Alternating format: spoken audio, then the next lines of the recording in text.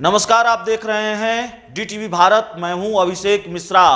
बिहार की सियासत के लिए आज बड़ा दिन है और बिहार की सियासत के लिहाज से आज बड़ा दिन है, महत्वपूर्ण दिन है। इसलिए क्योंकि जेडीयू की राष्ट्रीय परिषद की बैठक होनी है और जेडीयू की राष्ट्रीय परिषद की बैठक पर सबकी निगाहें टिकी हुई हैं। इस बैठक में क्या निकलकर सामने आता है ये देखना बड़ा दिलचस्प होगा। एक नहीं कई मामले हैं जिसको लेकर जिस एजेंडे पर चर्चा होगी इस बैठक में। और इस बैठक से पहले कल जेडीयू के पदाधिकारियों की एक मीटिंग हुई है। इस मीटिंग में एजेंडा तय हुआ है और साफ तौर पर कई चीज़ें जो निकल कर सामने आ रही हैं वो बहुत महत्वपूर्ण है। इस बैठक से पहले हम आपको बताने जा रहे हैं कि किन विषयों पर चर्चा हो सकती है और इस बैठक के बाद किन चीज़ों को लेकर तस्वीर साफ हो सकती है।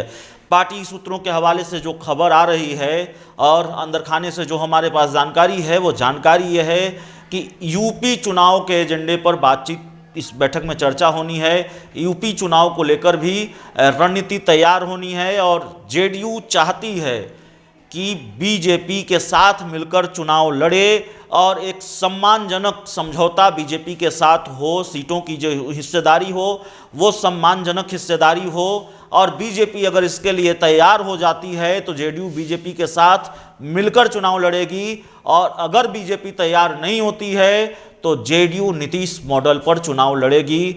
मणिपुर में जेडीयू अकेले चुनाव लड़ने जा रही है, ये बात भी निकलकर सामने आ रही है। और यही नहीं, कई दूसरे एजेंडे हैं जिन पर चर्चा होनी है। क्या सांगठनिक स्तर पर भी जेडीयू में कोई बदलाव होगा, यह भी देखना होगा।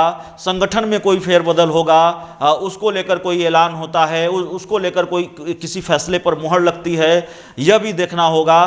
तो बहुत महत्वपूर्ण है जेडीयू की राष्ट्रीय परिषद की बैठक और इसलिए इस बैठक पर सबकी निगाहें टिकी हुई हैं। हलचल तेज है जेडीयू दफ्तर में आज सुबह से ही। हालांकि शाम में जेडीयू दफ्तर के कर्पूरी सभागार में यह बैठक होनी है। पार्टी के दिग्गज नेताओं का जुटान पटना में है। केसी त्यागी सहित कई बड़े नेता पटना पहुंचे हुए हैं। लेकिन शाम होते होते संभवतः कई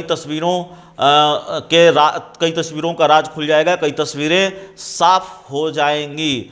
तो बैठक के बाद क्या निकलकर सामने आता है वो देखना बड़ा दिलचस्प होगा। हालांकि कई चीज़ें हैं जो तस्वीरें साफ हो चुकी हैं वो हमने आपको बताया भी कि यूपी चुनाव जेडीयू बीजेपी के साथ मिलकर लड़ना चाहती है। और दूसरी बात कि मणिपुर में जेडीयू अकेले चुनाव लड़ने जा रही है।